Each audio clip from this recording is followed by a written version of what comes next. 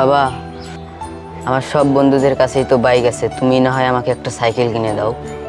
তোর বন্ধুদের বাবার কাছে টাকা আছে, তোর বাবার কাছে তো আর টাকা নেই। কেন নাই? তোমার সব বন্ধুরাই তো বড় লোক, তুমি কেন গরিব?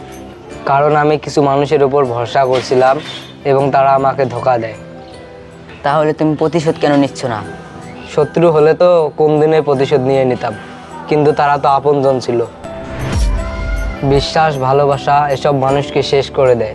তুই কখনো কারো উপর আশা রাখবি না, এমনকি তোর বাবার উপরেও না। যা করতে হবে তোকে নিজেই করতে হবে।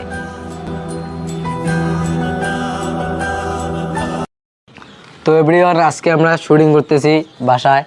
তো মানে আমরা দুজনে ক্যামেরাম্যান। আমি একবার ও ক্যামেরা করে, ও একবার আমার ক্যামেরা করে। তো আমার ছোট ভাই, সবাই দোয়া করবেন আমাদের জন্য।